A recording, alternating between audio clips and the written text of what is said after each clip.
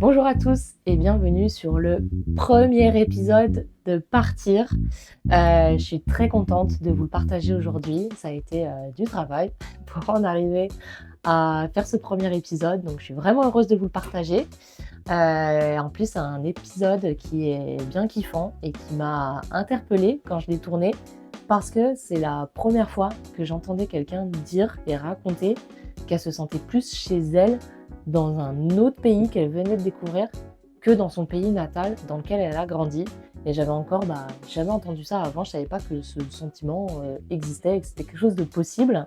Donc vous allez pouvoir découvrir tout ça dans cet épisode. Donc c'est l'histoire de Clémentine qui est partie en Australie et elle est donc partie plusieurs fois parce que ça a été pays coup de cœur pour elle. Donc je vous laisse découvrir cet épisode, vous évader avec elle et je vous souhaite une bonne écoute. Salut Clem! Je suis ravie de t'avoir sur le premier épisode du podcast. Ça me fait vraiment très plaisir. Est-ce que tu peux commencer par te présenter un petit peu, nous dire comment tu voyages, qui tu es, tout ça? Alors, donc moi je m'appelle Clémentine, j'ai 36 ans, je suis maman d'une petite fille de 6 ans qui s'appelle Charlie et je suis une voyageuse, on va dire, régulière.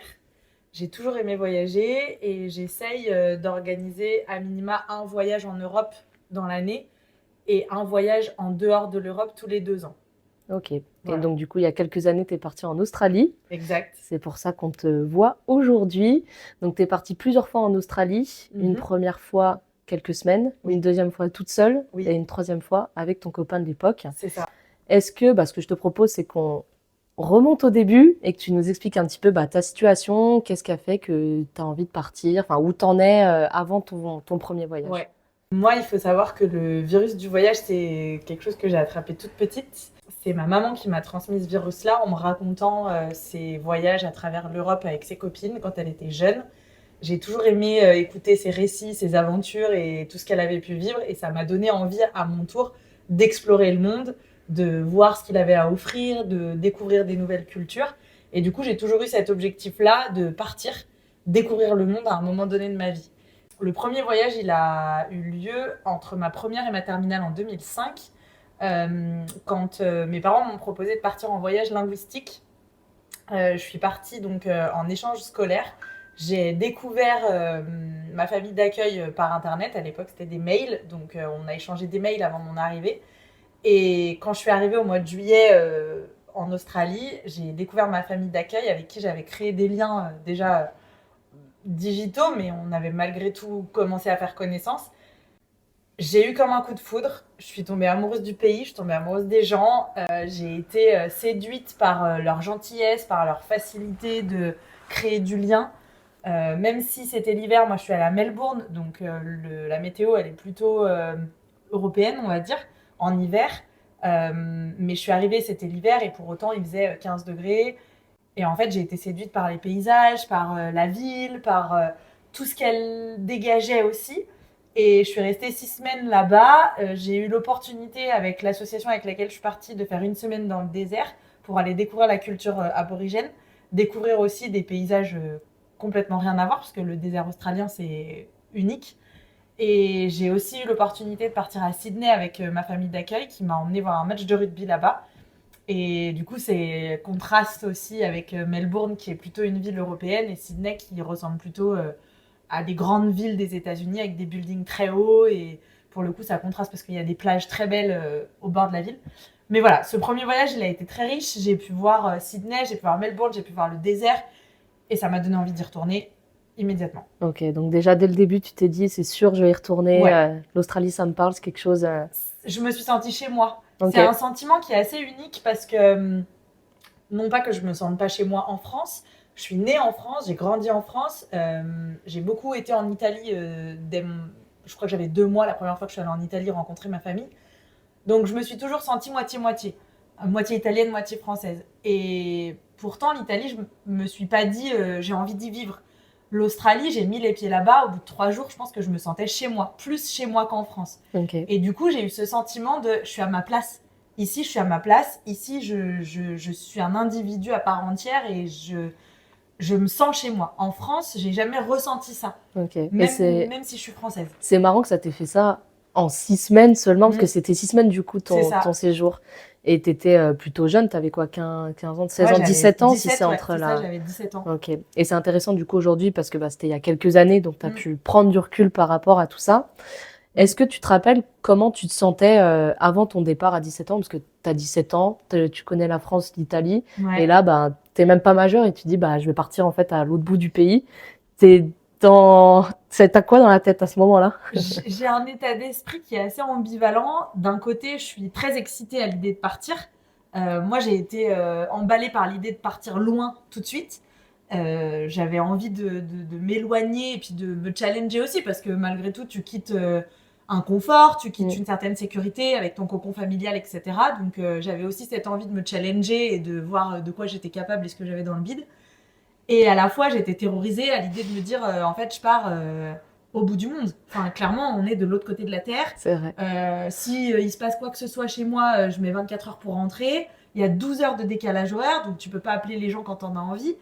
Il y a tout ça qui me faisait peur. D'aller aussi dans une famille que je ne connaissais pas, que je n'avais jamais rencontrée, avec qui j'avais discuté rapidement sur Internet, mais voilà, on ne connaît pas les gens non plus. J'avais dans le passé fait des échanges scolaires en Angleterre, comme on fait quand on est au collège pendant une semaine. Ça n'avait pas toujours été des grands succès. Donc je suis partie aussi avec cette appréhension de me dire, si jamais je tombe dans une famille qui est pas ouf, j'en ai pour 6 semaines. Donc j'avais vraiment cette ambivalence d'émotions et de cet état d'esprit de me dire, je suis à la fois très excitée, j'ai très envie d'y aller, et je suis terrorisée par ce que je vais découvrir là-bas. Mais c'est vrai que c'est un bon point de départ parce que 6 semaines, ça peut paraître beaucoup, mais au final, ça passe quand même vite. Donc, ça t'a permis de faire un peu un petit test au final de l'Australie. Donc, de ce que je comprends, bonne expérience, tu kiffes, tu vois plein de trucs, coup de cœur. Ouais. Et du coup, comment ça se passe quand tu reviens en France? Quand je reviens, la première chose que je dis à mes parents, c'est j'y retournerai. J'ai Direct, adoré. tu t'es tout de suite Ouais. dit... Je suis descendue de l'avion, j'ai vu mes parents, je leur ai dit j'y retournerai.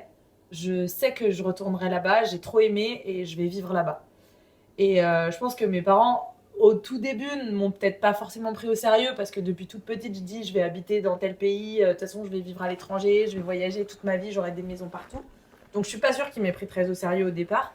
Et en fait, plus le temps passait et plus je restais bloquée sur l'Australie, j'en parlais beaucoup et je racontais ce que j'avais vécu et je ressassais et je me projetais beaucoup aussi en me disant mais du coup j'ai plus aimé Sydney que Melbourne, donc si j'y retourne j'irai plutôt à Sydney. Et en fait je pense qu'au fur et à mesure ils ont commencé à me prendre un peu plus au sérieux et ils ont vu aussi que je construisais mon projet scolaire autour de cette volonté de repartir. Quand j'ai passé mon bac, après mon bac j'ai continué mes études à Grenoble, donc j'ai quitté mon foyer pour suivre un DUT Tech Deco. Et en fait, quand j'ai rejoint l'IUT Tech Deco, la première chose que j'ai regardé, c'est le cursus scolaire. Dans mon cursus, j'avais la possibilité de faire un DUETI en 3e année à l'étranger, qui me permettait d'obtenir un double diplôme. Et cette 3e année, j'ai regardé tout de suite les destinations qui étaient accessibles. Il y avait tous les Erasmus en Europe, il y avait les États-Unis et l'Australie. Okay. Ça m'a confortée dans l'idée que je voulais faire ce parcours-là. Et je me suis dit, cette 3e année, je la ferai en Australie. Coûte que coûte, je serai en Australie. Je ne savais pas où, je ne savais pas comment, mais je savais que je serais en Australie cette 3e année-là. Ok, donc ouais, tu avais déjà anticipé. Tu as fait tes 6 semaines, tu es revenu, tu as passé ton bac, tu as dit je vais faire ce diplôme parce que derrière, je peux aller en Australie. Ouais, carrément. Ok, donc du coup, tu valides ton diplôme. Ouais. C'est le moment d'arriver au départ. Ouais. Pareil, la phase avant de partir, parce que là, du coup, c'était sur 1 an, c'est ça? Alors, ou c'était un semestre, ou comment ça se passait? Mon état d'esprit était complètement différent à cette époque-là. Je venais de passer 2 ans loin de ma famille. Donc, j'avais pris mon envol, on va dire, de apprendre à vivre seule, apprendre à me gérer mon argent, tout ce qui est inhérent à la vie en solo, quoi. Donc, j'étais pas du tout dans le même état d'esprit. Quand j'ai organisé mon voyage en Australie la 2e fois, j'ai prévenu mes parents que je prenais un billet aller simple, que je ne prendrais pas de retour parce que je ne comptais pas rentrer, que j'allais faire mon année d'études et qu'à l'issue de mon année d'études, j'allais tout faire pour obtenir un visa et pouvoir rester en Australie. Donc la démarche était complètement différente. Là, tu étais déterminée à j'y vais, ouais, et je reviens pas. Okay. Et je rentre pas. Et donc là aussi, il y a un point qui est hyper important, c'est le choix de partir. À mon sens, c'est un vrai choix par rapport à ce que les gens peuvent en dire. Ou quand tu dis, bah tiens, je vais faire une année en Australie, les gens te disent, oh là là, t'as de la chance de partir. C'est pas de la chance. C'est une opportunité que tu te crées et que tu construis au fur et à mesure du temps. Moi, quand j'ai décidé de partir en Australie, j'étais à la fin de ma première année de DUT. Je savais qu'il me restait 1 an avant de partir. J'ai mis de l'argent de côté sur cette 2e année d'école. Quand j'ai eu validé ma 2e année, je suis allée bosser. J'ai continué de mettre de l'argent de côté. Je suis retournée vivre chez mes parents. J'ai pas acheté de voiture. Je suis pas sortie à outrance.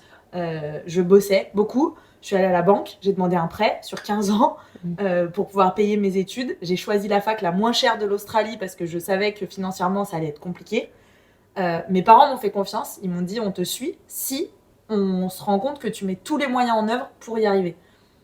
J'ai tout mis en œuvre. Je leur ai dit, voilà, je vais commencer mon semestre en février. Sauf que moi, je veux partir en novembre pour pouvoir profiter et voyager toute seule avant de commencer l'école. Donc, j'ai travaillé de juin à novembre. J'ai bossé.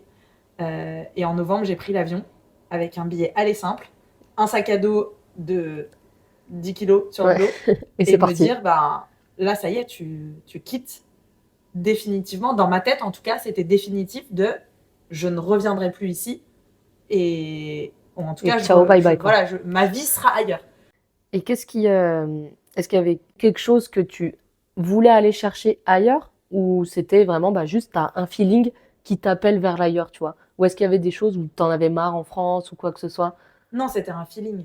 C'était un feeling parce qu'en France, je n'ai rien à fuir. À l'époque où je suis partie, j'avais ma bande d'amis, je m'entendais très bien avec mes parents, j'avais validé mes études, je n'avais rien à fuir de la France. C'est vraiment une envie de ma part de me dire, je me suis sentie tellement bien en Australie que je retourne à ma place. T'allais chercher du coup ce sentiment que t'avais ressenti déjà la première fois. Ouais, exactement. D'accord. Et du coup, donc ta phase préparation a duré donc plusieurs mois. Oui. Parce que tu as travaillé donc pendant toute ta 2e année, plus la fin. Alors, j'ai pas travaillé ma 2e année parce que les avec les cours, me permettaient pas, mais Ouais. par contre, j'essayais de pas tout dépenser. Ok. Tout ce que j'avais, tout ce que mes parents me donnaient pour vivre, j'essayais de pas tout dépenser. Mais c'est surtout dès que j'ai eu validé mon année en juin que j'ai vraiment bossé très dur de juin à novembre sans m'arrêter pour pouvoir mettre de l'argent de côté. D'accord. Et j'avais mon prêt aussi qui me permettait de payer mon année scolaire. Et donc, tu as dit, donc, t'atterrissais en novembre pour commencer les cours en février. Ouais. Donc, tu avais prévu sur cette période-là de voyager, Ouais. de vadrouiller un peu.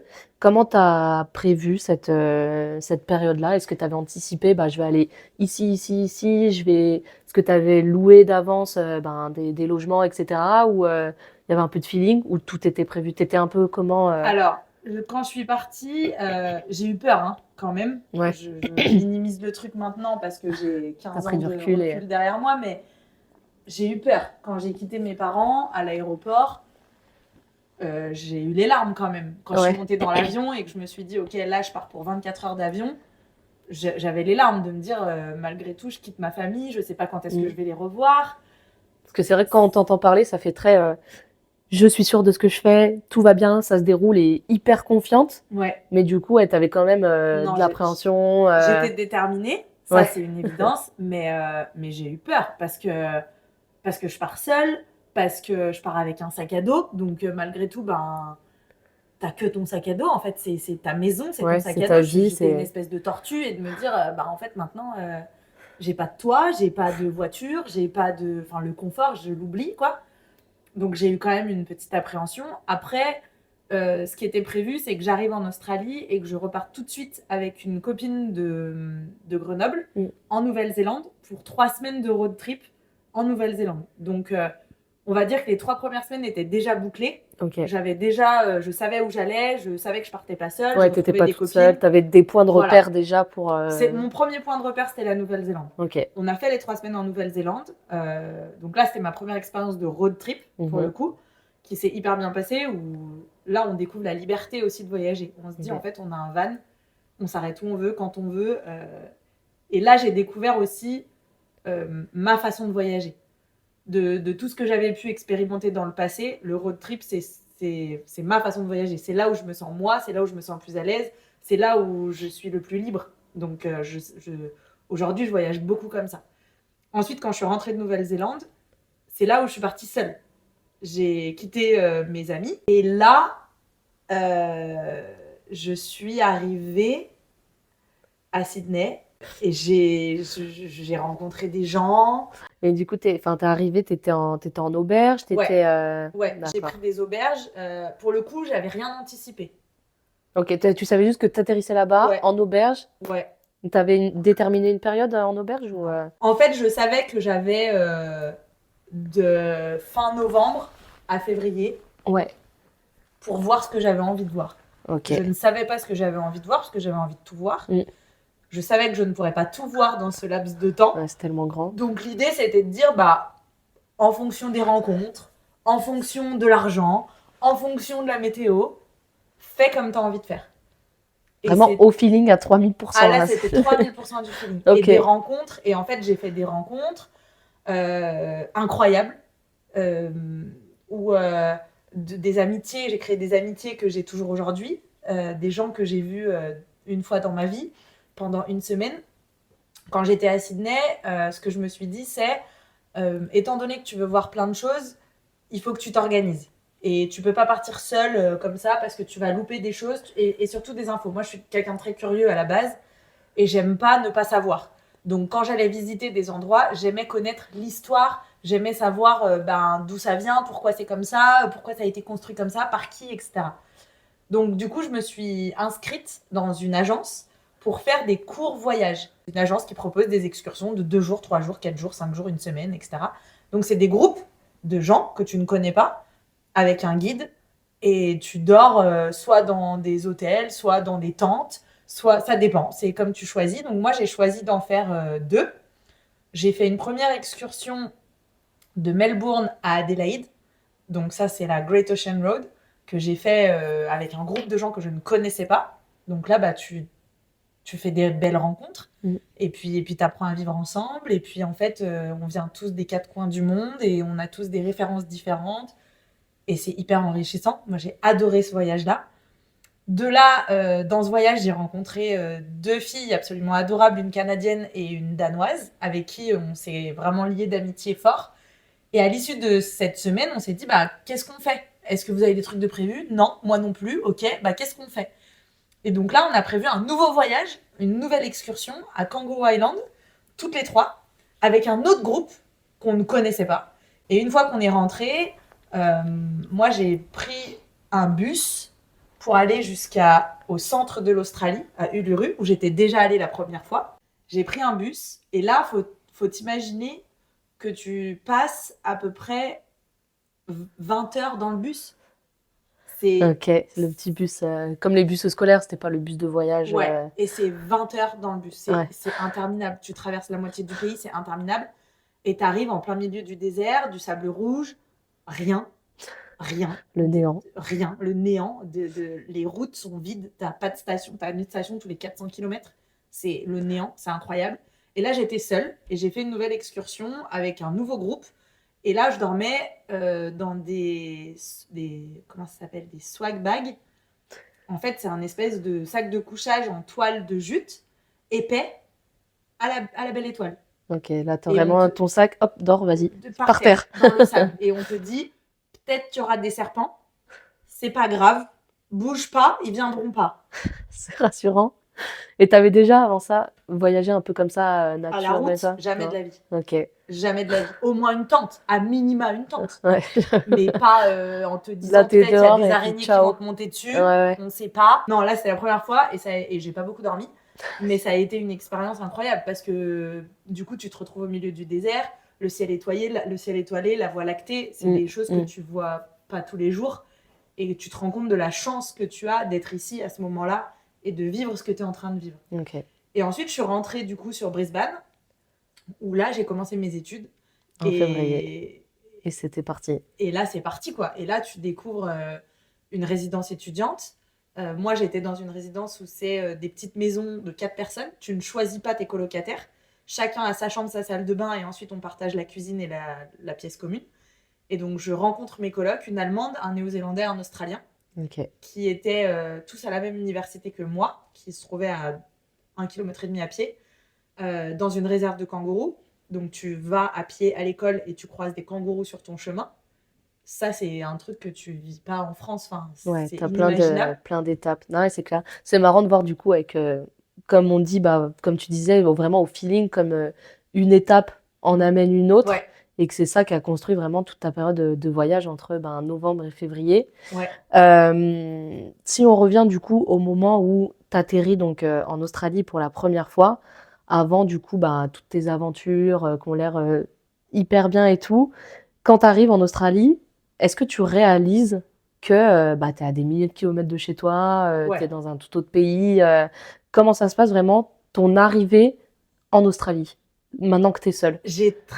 Alors, j'ai été très stressée la Ouais. toute première fois, mon tout premier voyage.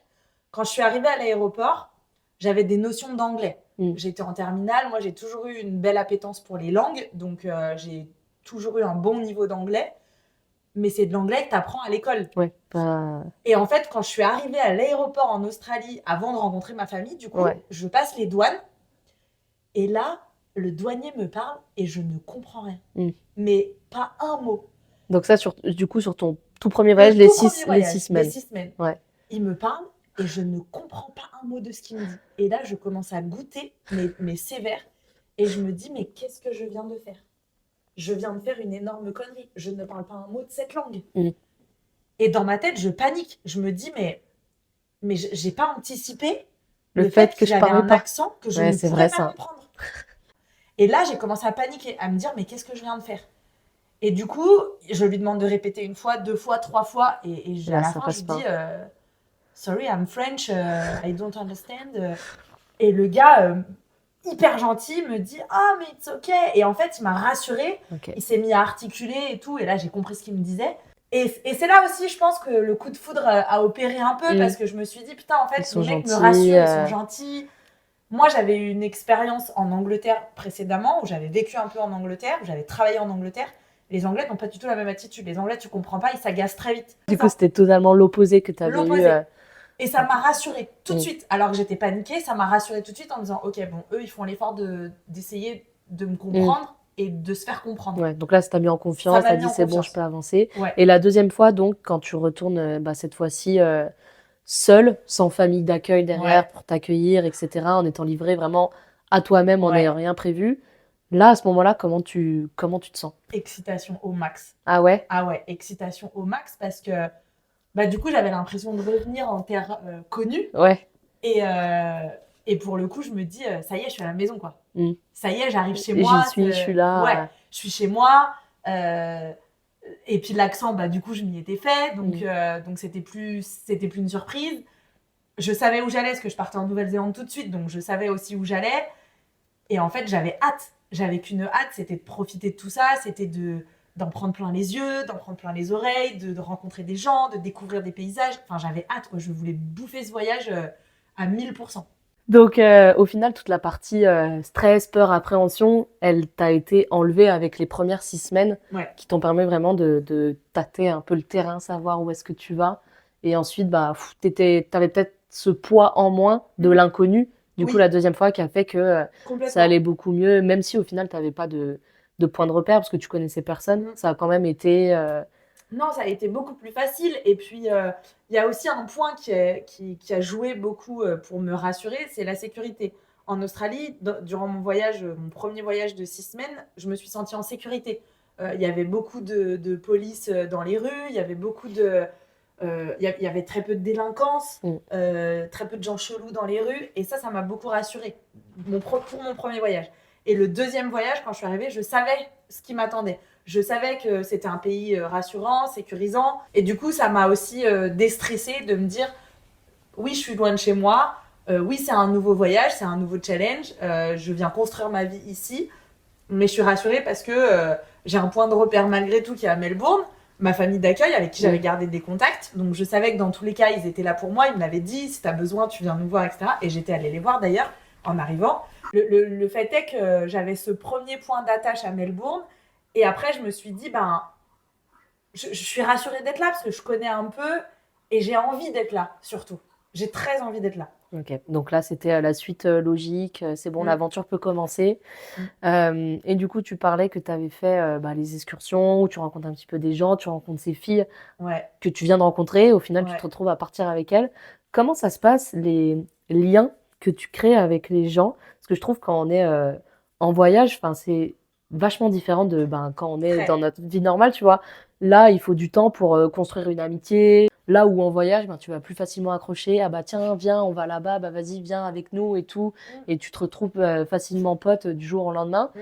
Comment t'as vécu ça? Est-ce que c'était facile pour toi? Ou est-ce que t'avais un peu d'appréhension? Moi, tu vois, je sais que je suis quelqu'un d'un petit peu timide quand même à la base. Non. Donc de donc d'être face à des nouvelles personnes, tu sais, ça demande un petit temps d'adaptation. Toi, comment t'as vécu du Ouais. coup ces liens, ces relations, ces amitiés, tout ça? Moi, de base, je suis quelqu'un d'assez ouverte, je suis Ouais. très sociable. J'aime parler aux gens, j'aime rencontrer des nouvelles personnes. C'est un truc qui m'anime beaucoup. J'aime raconter mes expériences et j'aime aussi en entendre de la part des autres. Et je trouve ce qui nous rapproche en voyage et ce qui facilite les rencontres, c'est qu'on a une situation qui est commune. On est tous loin de chez nous, on est tous seuls, on est tous loin de nos familles, loin de nos repères, loin de nos amis. Et du coup, on cherche à créer du lien qui soit fiable et qui soit rassurant. Pour moi, je fais le parallèle avec les téléréalités. Où quand on écoute des gens de télé-réalité qui sortent de télé-réalité, surtout à l'époque de Love Story, etc., où c'était des télé-réalités d'enfermement, euh, les gens disaient que les liens se créaient très vite parce qu'on était enfermés, parce qu'on n'avait pas de possibilité de se raccrocher à l'extérieur. Mm. Et ben c'est exactement la même chose quand on est en voyage. Et surtout quand on est seul. On est seul, on est un peu sans défense. On n'a pas de backup. Donc si tu veux, tu te livres de manière très naturelle et très authentique à des gens que tu ne connais pas. Et eux font la même chose. Et ça se ressent.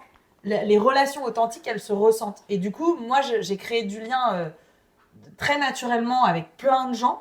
Il y en a avec qui ça a matché pendant une semaine, et puis au bout d'une semaine, chacun a pris sa route et on s'est jamais revu, on s'est jamais reparlé. Et ça a été génial. Et il y en a d'autres avec qui on a eu envie de poursuivre le voyage ensemble, de se dire, on n'a pas fini, on s'est pas tout dit, on a encore des choses à partager et on a envie de partager des choses ensemble, on a envie de découvrir des trucs ensemble. Ça a été le cas avec du coup mes copines canadiennes et danoises, avec qui on a prolongé un nouveau voyage ensemble. Ok.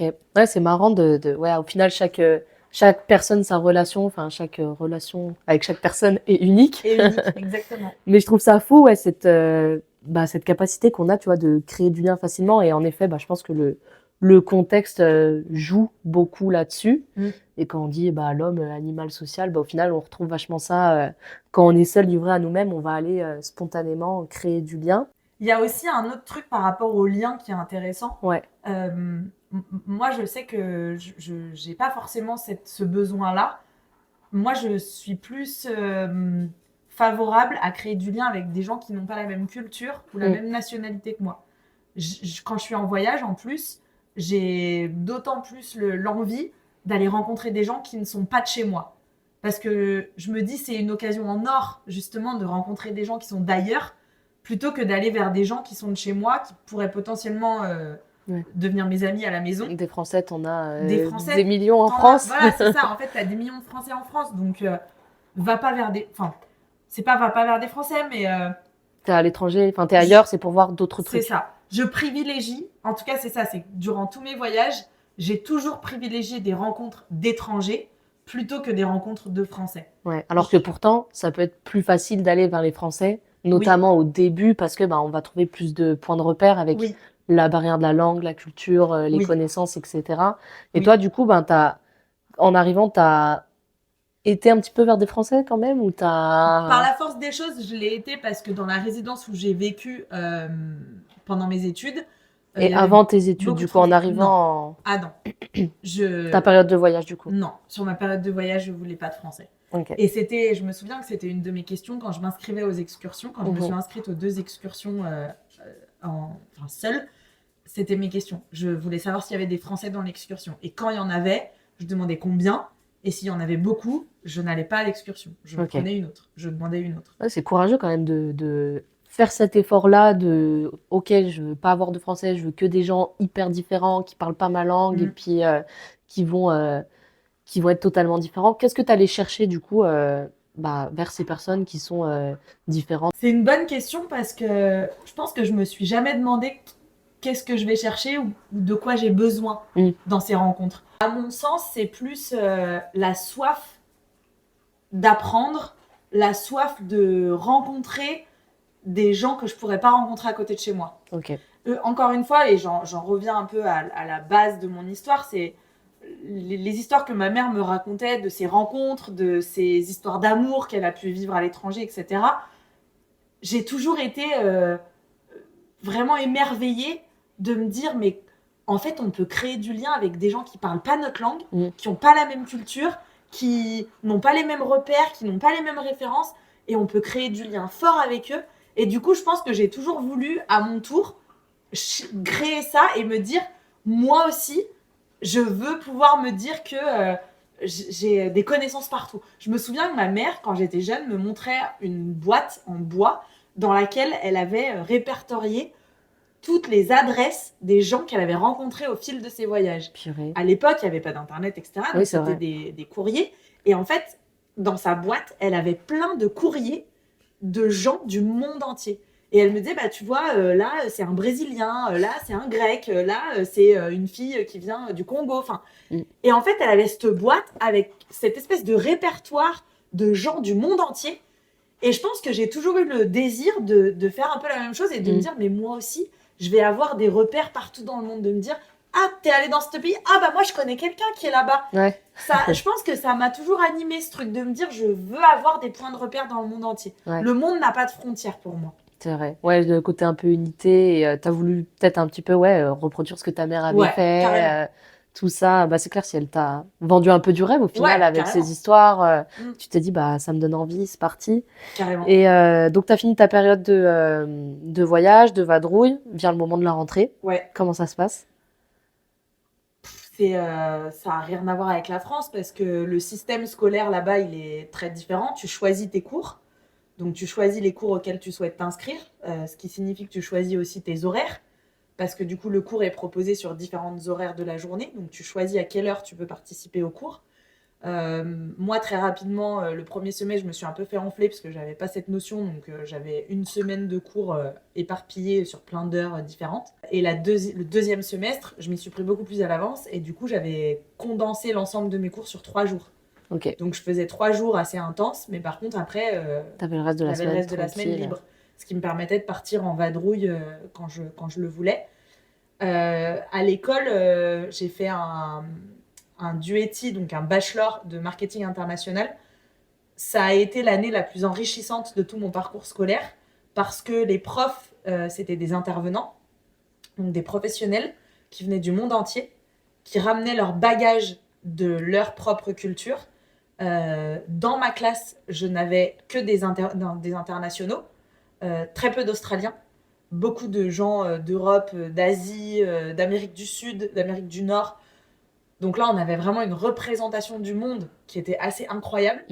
Et du coup, chacun partageait ses expériences. Ah bah moi, je sais que dans mon pays, ça se passe comme ça. J'ai un exemple en tête qui est assez flagrant, où on parlait des rendez-vous, des meetings importants, où l'idée, c'était de dire, par exemple, en Allemagne, il est hors de question de faire un meeting, d'arriver en retard et de dépasser l'heure prévue de la réunion. En France, on est les rois du monde pour arriver en retard et faire durer 15 déborder plombes. les réunions à chaque fois. En Allemagne, c'est impensable. Pour eux, c'est un manque de respect. En Amérique du Sud, si tu arrives à l'heure, c'est un manque de respect. Il faut arriver en retard. En Asie, en Chine en l'occurrence, il faut arriver avec un cadeau. Le cadeau, ton hôte ne l'ouvre pas devant toi. Ouais, c'est toutes les business coutumes, habits, les us et coutumes de chaque pays. Et du coup, c'est pour ça que je dis que ça a été l'année la plus enrichissante de mon parcours, parce que c'est là où j'ai le plus appris du monde, et des coutumes du monde, et de comment ça fonctionne dans chaque pays. Et vraiment, c'est là où je me suis rendu compte qu'on a tous des cultures très différentes. Pour autant, on arrive à vivre ensemble. C'est vrai, ça c'est beau. C'est beau. C'est beau. Et je trouve que c'est enrichissant, c'est intéressant aussi, parce que quand tu restes dans ton pays ou chez toi, t'apprends, ça se passe comme ça, en réunion, en entreprise, etc. Mm. Et c'est intéressant de voir qu'il n'y a pas qu'une seule manière de Ouais, procéder et qu'il y en a plein d'autres et que c'est ni bien ni mal, c'est juste en fait différent. différent, Et exact. c'est hyper enrichissant. Et c'est vrai que moi aussi, du coup, j'étais partie à l'étranger pour une année d'études et j'avais trouvé ça super intéressant qu'on ait des travaux de groupe où on était que des Mm. internationaux, tu vois, et de chacun dise, ah bah moi, dans mon pays, c'est comme ça, ah bah moi, dans mon pays, c'est comme ça, et comme ça, comme ça. Et du coup, comme tu dis, c'est enrichissant et ça apporte beaucoup, ça c'est clair. Du coup, ta vie à côté de la fac, Ouais. c'est comment la vie étudiante quand on est international en Australie C'est assez dingue. Mon premier semestre, je le fais donc en résidence étudiante. Euh, je pense que j'avais une part de moi qui avait aussi besoin de me rassurer sur l'endroit où j'allais vivre. Le fait de me dire que j'étais avec des internationaux, c'était Ouais, rassurant parce que, encore une fois, on se rejoint sur on est tous loin de chez nous, on n'a pas de repères, on n'a pas de famille, et du coup, on a besoin tous de créer du lien et un lien qui est plutôt sain. ouais. Donc c'était cool. La résidence, elle était juste magique. Enfin, c'est ce que tu vois dans les séries américaines avec deux piscines, un terrain de basket, un terrain de volley, de beach volley, une salle Le truc de polyvalente ouf, pour quoi. faire la bringue. Enfin, c'était incroyable. Des barbecues à tous les coins de rue parce que du coup, c'était un mini village. Ok. Les maisons, c'était des maisons à 2 étages. Donc, tu avais un appartement au rez-de-chaussée, un appartement au premier étage. Et c'était que des petites maisons comme ça. Ça, c'est ouf. Et c'était que des étudiants internationaux dans les Ah oui, trucs que des étudiants. énormes. Il y avait que des étudiants. Et je pense que sur l'ensemble de la résidence, on devait être 80% d'étrangers. Ok. Donc c'était assez incroyable. Il y avait beaucoup de Français. Donc c'est là aussi où j'ai rencontré pas mal de Français avec qui on a beaucoup fait la fête. Ouais, du coup. Euh, Non, parce que ça devait bien faire la fête on quand t'as faisait que des beaucoup la fête. étudiants, des gens qui viennent de C'était partout. incroyable. Ah Franchement, ouais. on faisait la fête tout le temps, mais tout le temps. Matin, midi, soir, Et puis lundi, on avait mardi, les mercredi. infrastructures pour aussi. Mhm. C'était fait pour. On avait, je te dis, des barbecues à tous les coins de rue. Il y avait le terrain de beach volley. Il y avait, Il en faut pas plus, quoi. il Enfin, en faut pas plus. T'avais la piscine. Alors on avait une piscine un peu olympique, tu vois, pour les gens qui voulaient faire de la piscine. Puis on avait une piscine plus chill, ouais. avec un espèce de jacuzzi au bout. Où c'était vraiment, enfin c'était nimp quoi. C'était du grand nimp. Et pour autant, on était tous à fond dans nos études. On était hyper sérieux pour rendre nos devoirs, etc. Mais ouais, c'était fou. Et là, pour le coup, le groupe de Français que j'ai rencontré, avec qui je me suis très bien entendue, on a décidé de faire une excursion à Cairns ensemble, entre Français, du coup. Mais moi, j'avais toujours ce petit malaise, parce que quand on faisait des soirées, forcément, il n'y avait pas que des Français, il y avait les internationaux. Et en fait, nous, les Français, alors je généralise un peu, tu vas me dire, toi, comment tu l'as vécu à l'international aussi, parce que j'imagine que tu étais aussi avec d'autres Français. Moi, mon ressenti, c'est que quand on est une majorité de Français, on a tendance à parler français. Ouais. Ah non, ça c'est vrai. Et Et c'était un petit peu malaisant. Tu dis, oui, putain, il y en a à côté, ils vont pas comprendre ce qu'on oui, dit et tout. Nous, on parle anglais, oui, quoi. Mais oui, il y a cette tendance à parler français et ouais. Et c'est un peu moi, pénible. j'étais toujours gênée Ouais, de, je de, comprends. d'entendre parler français alors qu'on avait on était peut-être 7, 8 Français, mais il y avait 1 ou 2 étrangers avec nous qui ne parlaient pas français. Et du coup, Bah, ça les exclut un c'est peu. ça, Bah ouais. automatiquement, le français prenait le dessus. Et en fait, les étrangers étaient très vite exclus. Et au final, finissaient par quitter la conversation. Et moi, j'étais toujours gênée de ça parce que je me disais, c'est pas cool parce Mm. que on les exclut, on se referme sur Ouais. nous-mêmes. C'est pas le but. Et du coup, j'étais pas hyper à l'aise avec ce format-là. Ce qui m'a poussée au deuxième semestre à déménager de la résidence et à intégrer une maison en dehors du coup de la ville où se trouvait mon université. Et en fait, ma requête était assez simple. Je voulais une maison avec des locaux, des Australiens. Ok. Je Là, voulais tu t'es dit, vivre c'est avec bon, des je Australiens. vais m'immerger. Ouais, M'immerger? m'immerger, c'est ça. Avec Chez des les Australiens. Et là, je voulais 100% d'Australiens dans ma coloc. Il n'était plus question d'avoir d'autres étrangers, Ouais. parce que je les côtoyais à l'université, Mm. et du coup, j'avais créé des liens intéressants avec Puis pas t'avais mal déjà, du d'étrangers. coup, fait quelques mois avec beaucoup d'étrangers, etc. Voilà. Donc là, l'idée, c'était de me dire... Et puis, encore une fois, je pense que c'est important, c'est que moi, dans ma tête, j'allais vivre en Australie. Oui. Donc, mon deuxième semestre, c'était, dans ma tête, c'est mon dernier semestre d'école. Et après, je vis là, quoi. Après, je cherche un boulot, C'est vrai, vu que je t'étais m'installe. Ouais, c'est vrai, vu que t'étais dans cette optique-là. Voilà, moi, mon optique, c'était de dire, je m'installe. Donc là, voilà, c'est bon. J'avais ma voiture, j'avais acheté une voiture. J'allais au centre commercial, j'avais trouvé un petit boulot au magasin L'Occitane du centre commercial. J'ai été embauchée simplement parce que j'étais française. Aucune autre raison valable. Mais du coup, voilà, moi, mon objectif, c'était de m'installer. Donc, je me suis dit, bah maintenant, voilà, il faut que je me trouve une maison dans laquelle je vais vivre, même au-delà de mes études. Il faut que je puisse trouver un logement, quoi. Et donc, j'ai trouvé ma petite maison avec mes colocs, qui étaient que des garçons, que des Australiens. Ça m'allait très bien. Et là, j'ai vécu... c'est encore une autre vie. C'est fou parce que t'es chez toi. C'est ta maison. C'est ta cuisine. C'est ta vaisselle. C'est chez toi. Ma voiture garée dans l'allée. C'est mon jardin. C'est chez toi. Alors, tu le partages avec tes collègues, bien sûr, mais... Il y a peut-être moins cette notion de « je suis de passage ». Ouais, c'est exactement ça. T'as exactement dit le mot, c'est « je n'étais plus de passage ». Quand j'étais dans ma résidence étudiante, c'est un état. C'est-à-dire que tu sais que tu es là parce que tu es étudiant. Ouais. Là, je suis passée du statut d'étudiante au statut de résidente. Résidente qui va à l'école en Australie. J'allais à l'école, j'allais finir mes études, mais j'avais ma maison, ma voiture, mon boulot. Et je savais qu'à l'issue de mes études, voilà, je rentrais dans la vie active pour vivre en Australie, quoi.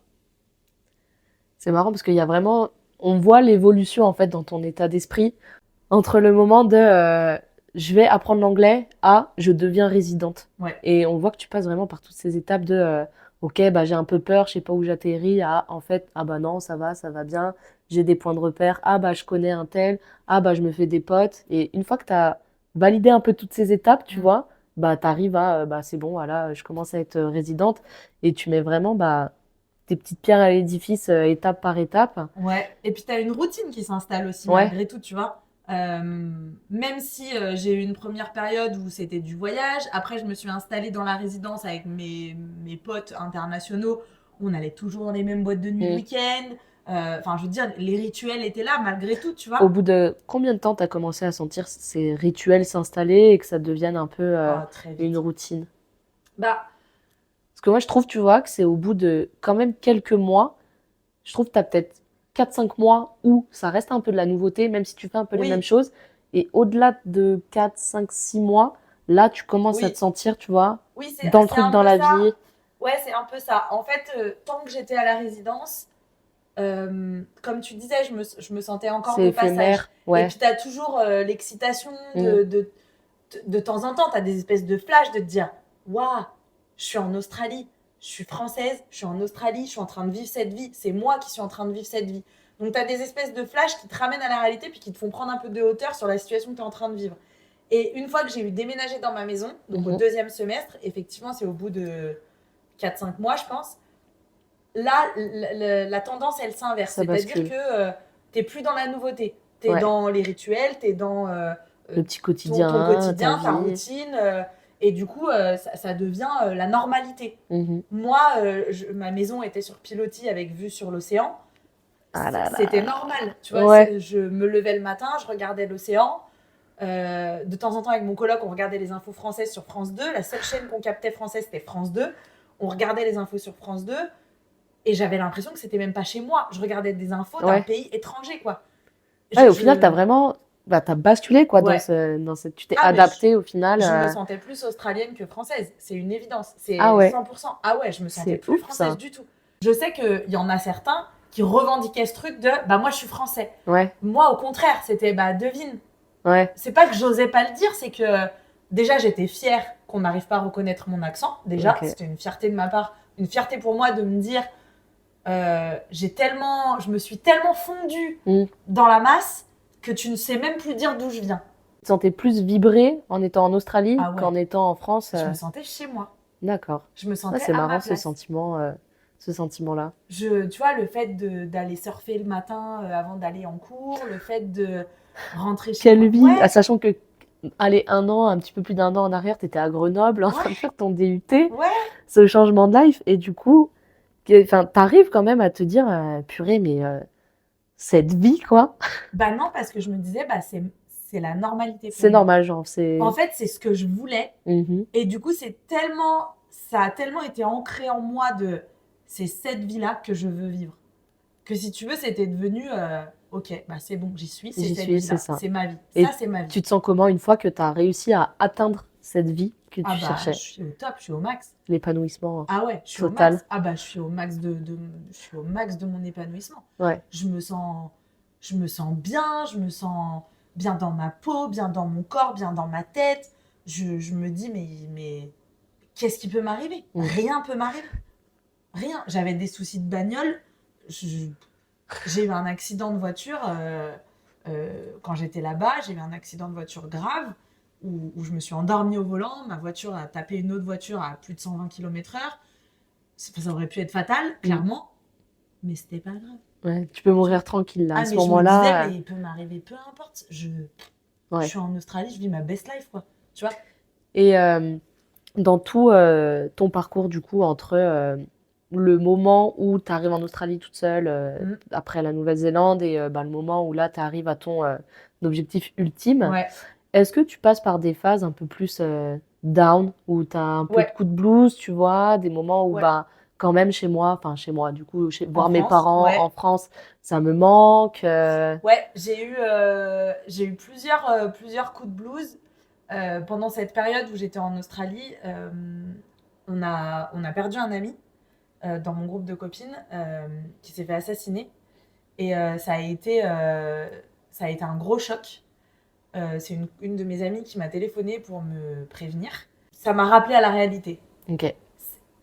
Je vais pas dire que ça m'a encore plus éloignée de la France, mais ça a été très compliqué parce que d'un côté, je me disais, c'est vraiment dangereux la France et c'est vraiment une vie de merde d'être en France et de mourir à 19 ans tué par arme à feu, c'est vraiment horrible. Et je regardais ma vie et je me disais, putain, mais moi je suis là, je vis tout ça de cool. Et à la fois, je me disais, mais du coup, la tristesse d'avoir perdu ce pote, bah, je la vis seule.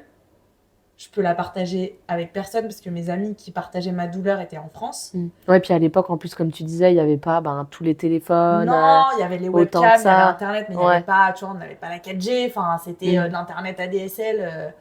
Enfin, c'était Ouais, on compliqué. partageait moins, on pouvait moins se joindre Ouais, les uns les autres, comme on peut le faire aujourd'hui, quoi. ouais. Donc, c'était compliqué.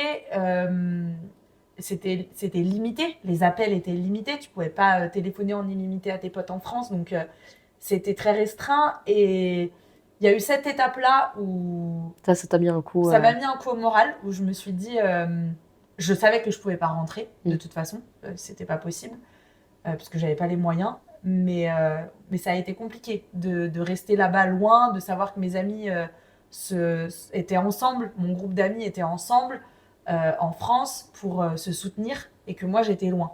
Ça, c'était compliqué. Il y a eu ça, il y a eu une naissance dans ma famille, un de mes petits cousins, mon premier petit cousin qui est né quand j'étais en Australie, Mm. où là aussi je me suis dit, je suis en train de louper un truc. Il se passe des choses dans ma famille, ça évolue, et moi je suis là, je suis loin, je partage pas leur bonheur. Ça a été un peu compliqué. Tu sentais du coup un peu de distance entre ce qui se passait Ouais, dans tes proches, les gens qui étaient, ouais, qui étaient proches, et ta vie actuelle. Et ouais. ça te peinait un peu. En fait, c'était très difficile à vivre parce que d'un côté, je me sentais très heureuse là où j'étais. Je me sentais à ma place et très heureuse de ce que j'étais en train de vivre et je ne voulais pour rien au monde le changer. Et à la fois, je me sentais m'exclure. Mm. Non pas que ma famille ou mes amis m'excluaient, mais moi-même, je me sentais m'exclure de ce noyau-là qui était ma famille et mes amis. Parce que j'étais loin, parce que je pouvais pas leur parler comme je voulais et je me sentais m'exclure. Et ça me faisait beaucoup de peine parce que je suis quelqu'un de très attaché à ma famille, à mes racines et à mes amis. Et ça me faisait de la peine de me dire je suis loin, est-ce qu'ils vont m'oublier? Alors, c'est un Mm. peu des questions cons, on va dire, mais je me disais, bah, est-ce que du coup, ils vont moins me donner de nouvelles? Est-ce que mon petit cousin va savoir qui je suis? Est-ce que je vais créer du lien avec lui autant qu'avec d'autres? J'avais été marraine juste avant de partir d'un de mes cousins et de la même manière, tu vois, je recevais des photos de manière régulière de mon filleul et je me sentais loin de tout ça en fait. Je me sentais loin et ça me faisait de la peine de pas avoir besoin d'être auprès d'eux. C'est compliqué Ok. à expliquer, mais je ressentais pas ce besoin d'être auprès d'eux. Et j'étais triste de ressentir ça. De Ok. me dire, Tu culpabilisais un petit ouais. peu de bah, je suis bien, je suis loin et je suis bien. Ouais. Oui, il y avait un peu de culpabilité, ouais. Ok.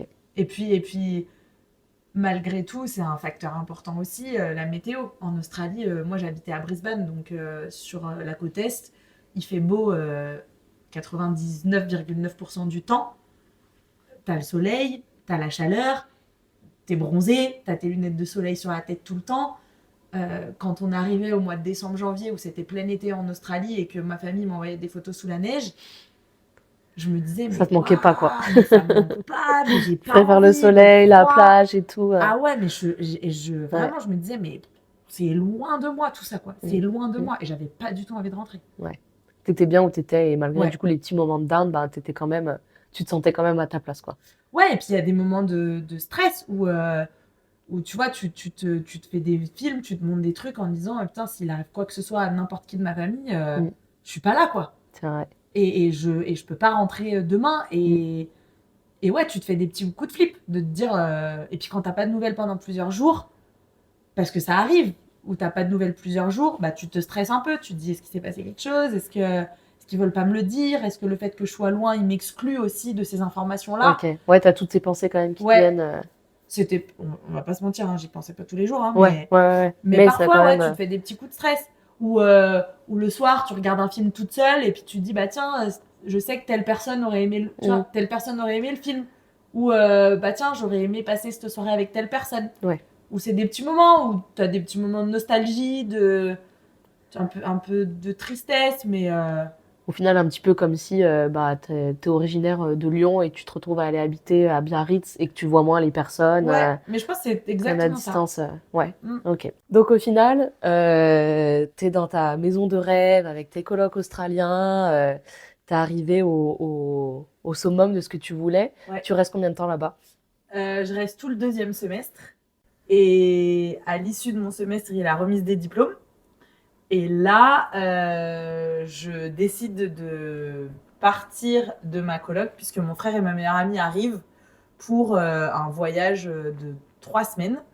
Ils arrivent juste après Noël et ils restent jusqu'après mon anniversaire, donc 3 semaines. On part du coup ensemble en road trip en van. Et à l'issue de ce voyage, par connaissance, j'arrive à trouver un couple d'Australiens qui ont une ferme au plein milieu de rien du tout et qui acceptent de me recevoir en échange de travaux dans la ferme. Et donc, ils m'offrent le gîte et le couvert. Et donc, je travaille avec eux. Et l'idée, on ne détermine pas vraiment de temps pendant lequel je vais rester avec eux. Mais voilà, je vis cette expérience pleinement. Et je me dis, ok, bah, prenons ce qu'il y a à prendre. C'est un rêve, clairement. Je monte à cheval tous les jours. Mon boulot, c'est de rassembler le bétail, de le changer de champ. Mon boulot, c'est de m'occuper des chevaux. Mon boulot, c'est de m'occuper de la ferme de manière quotidienne. Donc, ouais, c'est le rêve, quoi. En fait, c'est une nouvelle étape dans le rêve. Et j'ai envie de dire que je coche une nouvelle case dans ma checklist de ce que je voulais Ouais. faire en Australie. Là, t'es vraiment dans la vie pure australienne, au fin fond de la Ouais, campagne, avec les chevaux et tout. ouais, Là, ça a dû te changer. T'as été ouais, dans un autre quotidien d'Australien au final, parce que t'étais déjà avec des Australiens dans ta ouais. coloc. Et le passage du coup de ton frère et ta meilleure amie avant, ça a dû te faire du bien quand même. Ça t'a fait une petite. Ça m'a fait du bien dans le sens où j'étais vraiment heureuse de les accueillir, de leur montrer aussi la vie dans laquelle je m'étais installée. Le fait de les avoir auprès de moi, c'est hyper ressourçant parce que c'est des gens que j'aime fort. Je savais qu'on allait se marrer pendant 3 semaines. C'est des gens qui ont le même humour que moi, donc je savais qu'on allait passer du bon temps. Et entre-temps, j'ai 2 copines qui font partie de mon groupe d'amis en France qui sont aussi venues en Australie, à Sydney pour le coup.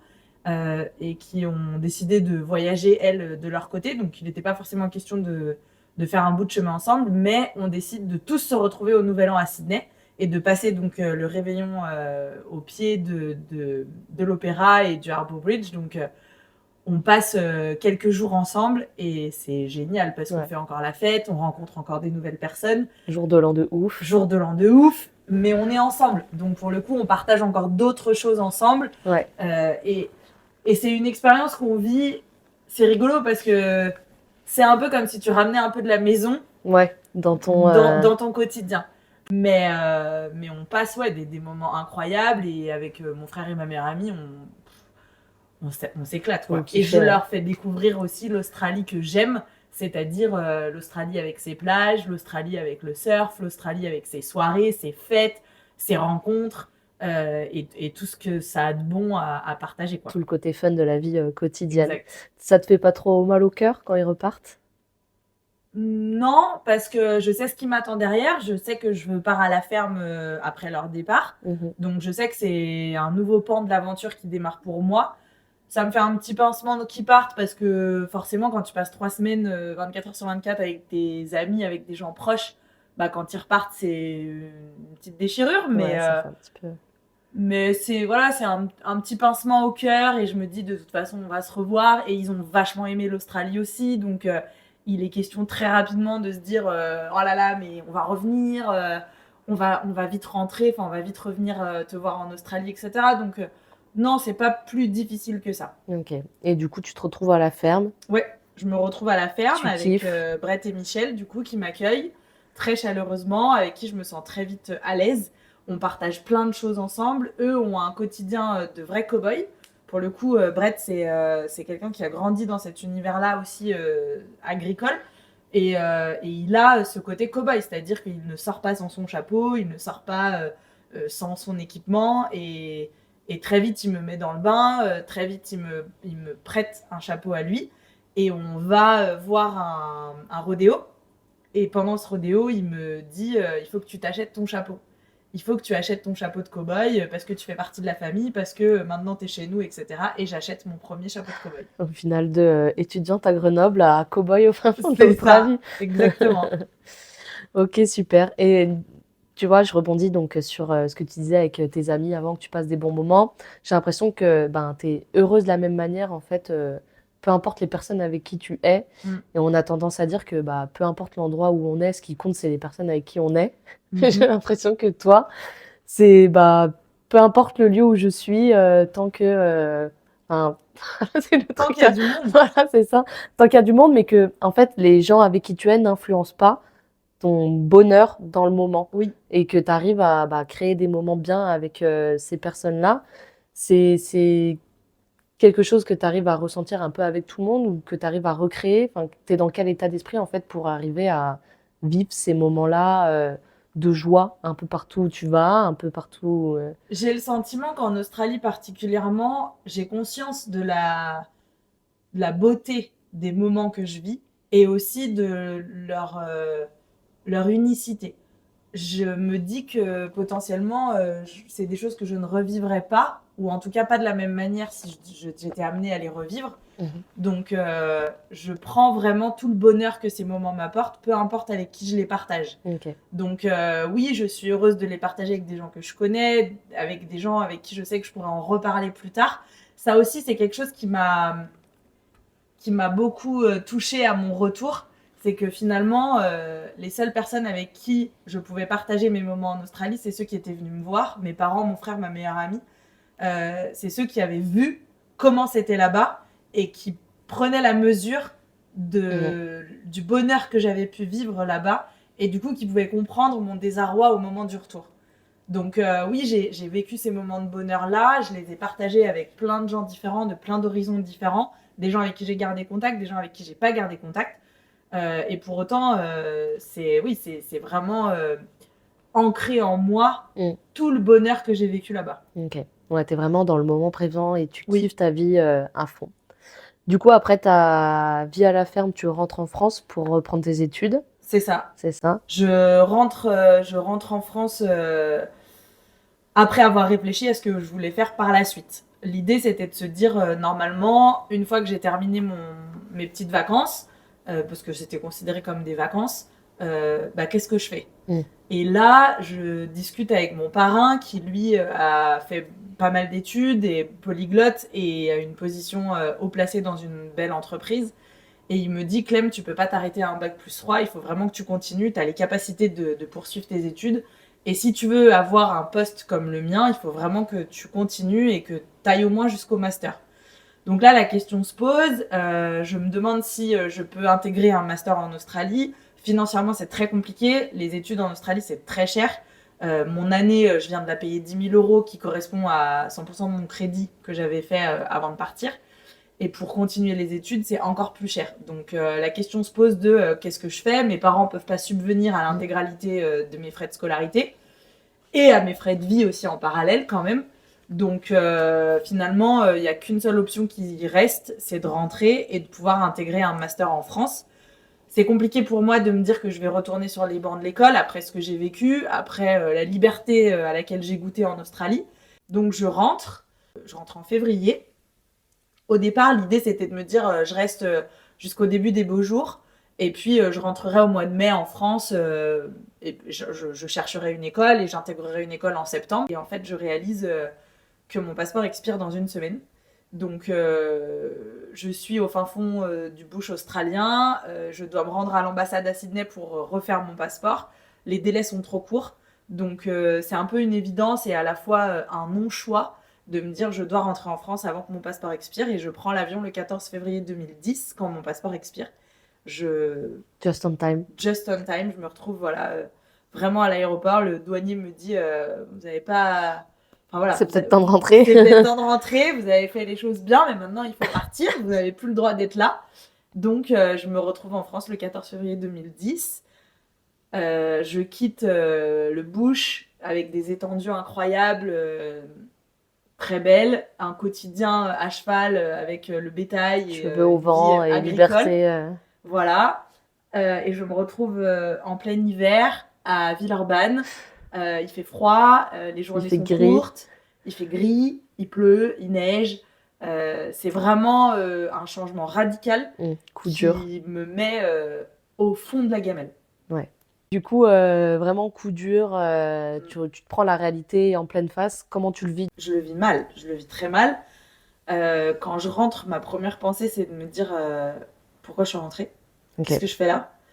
Je suis pas à ma place, je suis pas bien. Il fait froid. Je rentre à Villeurbanne avec toute l'attraction que ça génère. Enfin, voilà, il y a du bruit, il y a des voitures, il y a des gens, les gens sourient pas, les gens sont pas agréables, personne discute avec personne.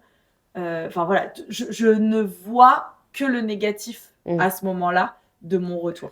C'est compliqué. Ouais. En plus, je crois que tu m'as raconté, tu rentres, tu reprends un peu le rugby, tu te pètes la jambe, je me pète tu te retrouves à l'hôpital. C'est ça. Tu te retrouves bloqué dans ton appart. Je déménage assez rapidement. Je rentre d'Australie. Une semaine après, je reprends l'entraînement. Je me fais les croisés. Tu connais.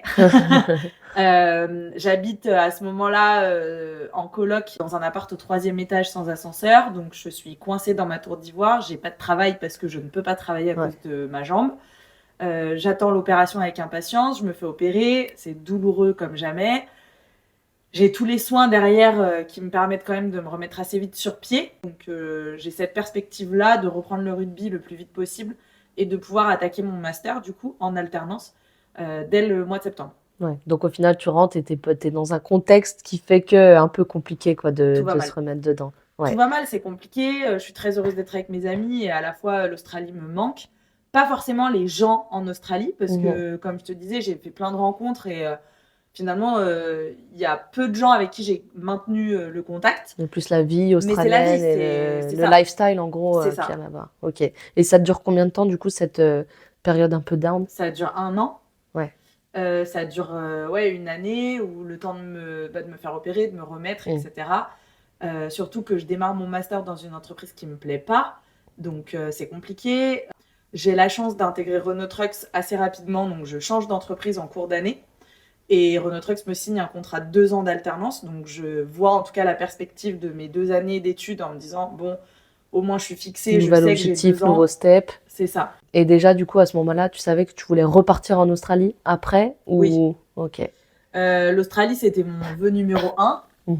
Je savais que je voulais rentrer en Australie. Tu vois, c'est même bizarre de le dire comme ça, mais je savais que je voulais repartir en Australie parce que c'était chez moi, parce que je savais ce qui m'y attendait et je voyais ça avec toute la positivité que j'avais vécue.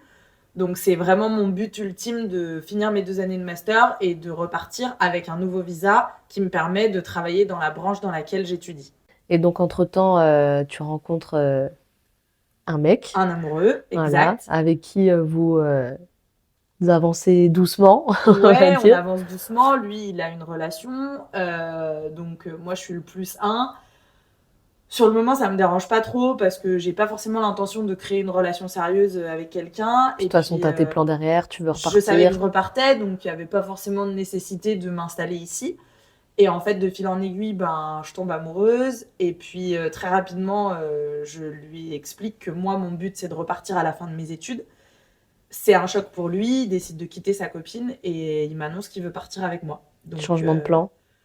ça change pas mal les plans parce que lui n'est jamais parti de France. Il parle pas anglais non plus. Et il me dit, je suis chaud, je pars avec toi en Australie, vas-y, on va kiffer. Donc là, je change un peu mes plans et je me dis, bon, bah du coup, ce sera pas un visa travail pour m'installer, on va commencer par un PVT, Mhm.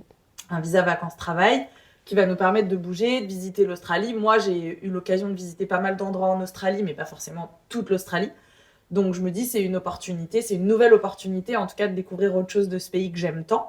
Et donc, on organise ce voyage à partir du mois de février 2012 et on quitte la France en octobre 2012 et on part en Australie pour Melbourne où je retrouve ma famille d'accueil qui m'a accueilli du coup à mon premier voyage pendant mon échange avec Adèle. Retour au basique. C'est marrant parce que du coup, ton passage en France, enfin, ton master aura vraiment été une parenthèse Oui, entre tes 2 séjours en Australie. oui. Et je l'ai vraiment vécu comme ça, tu vois. C'est rigolo quand je te disais tout à l'heure, je rentre en Australie. Ouais, J'ai pour objectif de rentrer en ouais. Australie. Ce C'est comme si master, tu je l'ai étais vraiment venu faire vécu. tes études à l'étranger, de l'étranger C'est au exactement final. ça. J'ai vraiment vécu ce master comme une parenthèse en me Mhm. disant je rentre pour pouvoir valider mon dernier diplôme et ensuite je rentre chez moi. Et du coup, donc cette fois-là, tu y es avec ton copain. Oui, Vous êtes tous les deux, donc j'imagine rien à voir au niveau du voyage. Donc tu m'as dit, vous avez fait un petit tour de ouais. l'Australie. Tu m'as montré, vous aviez tracé tout votre itinéraire, fait des petits jobs à droite à gauche. Vous y Mhm. restez combien de temps là-bas? On reste 12 mois en Australie et on passe un mois en Nouvelle-Zélande avec mes parents qui nous rejoignent et avec qui on fait un road trip d'un mois. Effectivement, le voyage il est complètement différent. D'une part parce que lui parle pas du tout anglais, donc il y a aussi ce défi de lui apprendre l'anglais. Et donc tous les jobs qu'on choisit, je mets un point d'honneur à ce qu'il n'y ait pas de français à chaque fois. Donc on a le luxe de pouvoir aussi choisir les jobs qu'on fait parce qu'on est parti avec un petit pécule et qui nous permet de voir venir sur place. Donc, on peut choisir ses jobs et à chaque fois, c'est ma première question, est-ce qu'il y a des Français dans le travail? Et à chaque fois, c'est non. Donc ça, c'est plutôt cool. Et très rapidement, lui arrive à acquérir les bases de l'anglais, ce qui lui permet de communiquer plus facilement aussi avec les gens avec qui on travaille. On crée des liens très forts avec un couple de Canadiens. Et en fait, avec eux, on décide de se dire, ok, bah, c'est quoi votre prochaine destination? Bah, on va là, ok, bah, venez, on y va ensemble. Et en fait, on se suit. On fait pas forcément tout ensemble, mais on se retrouve à des points pendant notre voyage. Donc, des fois, on va pas se voir pendant 1 mois ou 2 mois. Et ensuite, on se retrouve à un endroit et on fait un mois de voyage ensemble. Puis après, on se resépare et puis on se retrouve, puis on se resépare, et puis on se retrouve. Donc, on est deux puis deux Mhm. dans ce voyage, c'est assez sympa parce que finalement, on est avec des anglophones qui parlent pas français. Ils sont canadiens, mais parlent pas français. Et du coup, ça nous permet aussi de continuer d'apprendre et de maintenir ce niveau relationnel, d'avoir un point d'ancrage finalement à chaque fois qu'on en a besoin. Ouais, ça vous fait un petit repère Mm. sympa. Bon, j'imagine que vous avez aussi bien profité, vu plein de choses On a vu super plein de choses. belles pendant votre périple. Du coup, au bout de 1 an et 1 mois, Mm. retour en France. Retour en France. Donc l'idée de rester habité en Australie n'était plus d'actualité. C'était plus d'actualité pour moi. Euh, Lui était assez chaud pour rester. Et moi, j'avais passé plusieurs Noëls loin de ma famille, j'avais passé plusieurs anniversaires loin de ma famille, j'avais loupé pas mal d'événements aussi avec ma famille. Et je savais ce que c'était d'être loin d'eux pendant ces événements, pendant ces fêtes. Et en fait, ma mère ayant eu un cancer avant le départ, ça devenait compliqué pour moi d'être loin parce que je ressentais qu'il fallait que je sois près d'elle et qu'il fallait que je profite aussi des moments avec elle.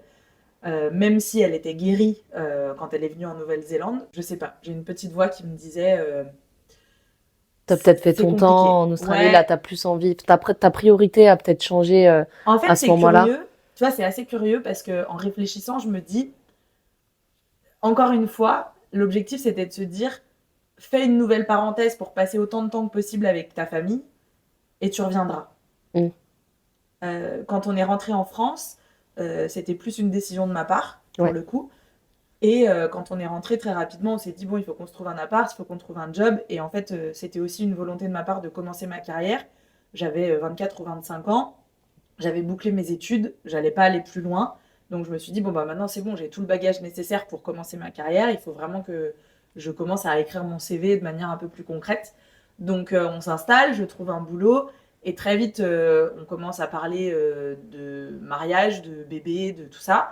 Et en fait, quand on parlait d'enfants, on s'est tout de suite mis d'accord sur le fait de dire on fait un enfant en France parce qu'on a nos familles et parce qu'on veut aussi pouvoir profiter de nos familles avec un enfant. Mais notre enfant fera sa rentrée en CP à l'étranger. Ok. Ouais, c'était la vision. Et donc, tu vois, on revient sur cette histoire de parenthèse où on rentre en France pour une parenthèse, Mm. Parce qu'il y a des priorités, il y a des choses à faire, c'est à ça, construire mais on rentrera en Australie derrière. derrière pour Ok. notre vie à nous. Ouais, c'est marrant de voir comme tu t'es vraiment imprégné de la vie en Australie et comme tu t'es Mm. ben, faite au lieu et que la France devient bah ouais, une petite parenthèse où tu viens construire des petits trucs. Mm. Aujourd'hui, du coup, ça fait 11 ans que tu étais partie, enfin que tu es rentrée Que je suis d'Australie. Tu n'y es rentrée, ouais. pas retournée depuis.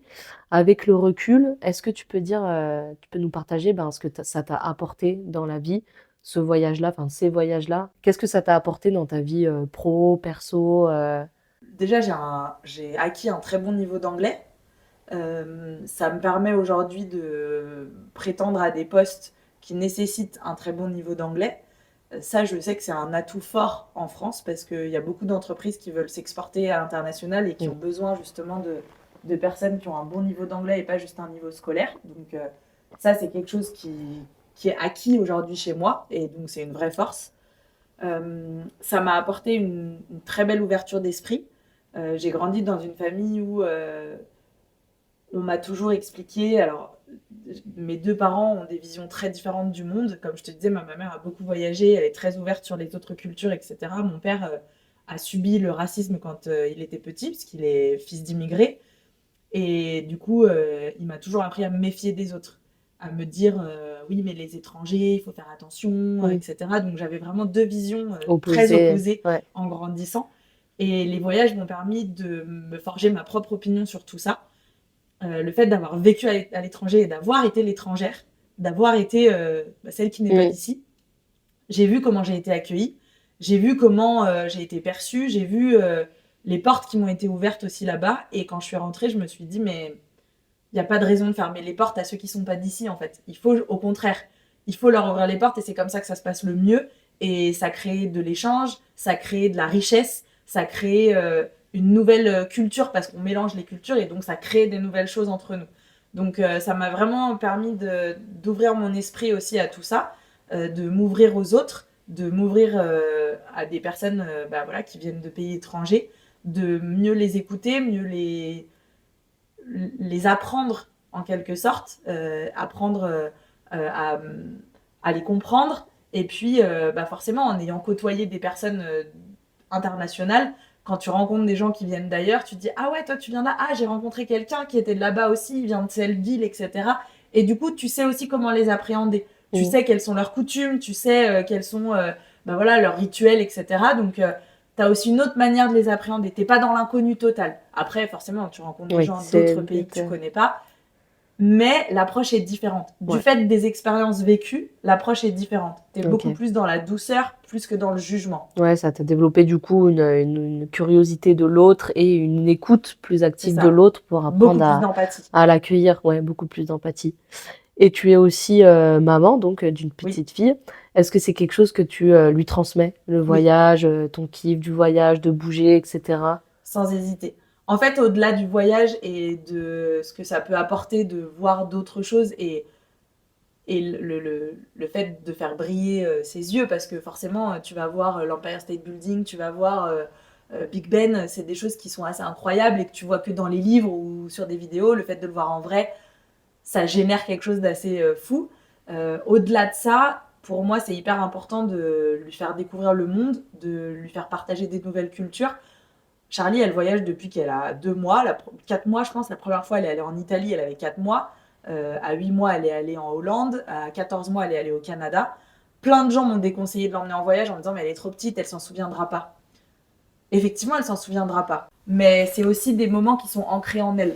C'est aussi des choses qui sont ancrées. Le fait de prendre l'avion et de devoir être calme dans l'avion, de devoir respecter les autres, c'est des choses qui lui sont inculquées dès toute petite. Ouais. Le fait aussi de rencontrer des nouvelles personnes qui parlent pas forcément ta langue, ça aussi, c'est des choses qui sont ancrées en elle. Le respect de la différence, c'est quelque chose qui est ancré en elle depuis toute petite, parce que du coup, elle l'a vécu, elle, en tant qu'étrangère dans les autres pays.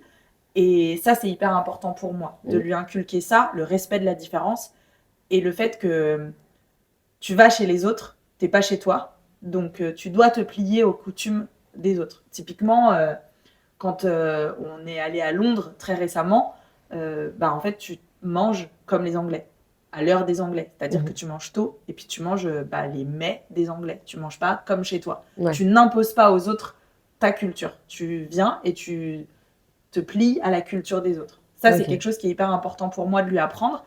Et j'espère qu'en grandissant, elle va s'en imprégner de plus en plus et qu'elle va le décupler. C'est beau. Enfin, elle doit passer des super moments de dire ah bah je voyage avec maman et tout. Ouais, et puis c'est devenu, tu vois, il y a ce côté aussi où c'est devenu un peu une habitude. Quand on part pas en voyage pendant les vacances, c'est anormal, tu vois. Ouais. D'un côté, je me dis c'est cool parce que du coup, elle a ce goût de partir, de voyager, de quitter sa maison, parce que c'est pas non plus tout le monde qui est capable de quitter sa maison. Moi, je connais plein de gens, des enfants, qui n'aiment pas partir de chez eux. Ils sont bien chez eux, ils aiment pas partir de chez eux. Moi, Charlie, elle adore partir. C'est un truc, voilà, elle a envie. Et elle peut voir, elle veut découvrir. Ouais. Elle veut découvrir, elle est hyper curieuse aussi de découvrir des nouveaux environnements. Et quand on est dans l'avion du retour, sa première question, c'est bon, on va où maintenant ? Tu vois, elle a envie, quoi. Elle veut découvrir. Elle a envie. Une fois qu'elle est partie, ça y est, elle veut pas. Elle est pas dans le truc de maintenant, je veux rentrer à la maison. Je ne l'ai jamais entendu dire c'est bon, je suis fatiguée, j'ai envie de rentrer à la maison.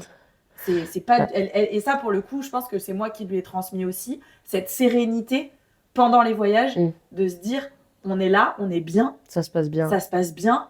Il n'y a aucune raison d'être inquiète et du coup d'avoir ce besoin de retrouver son cocon.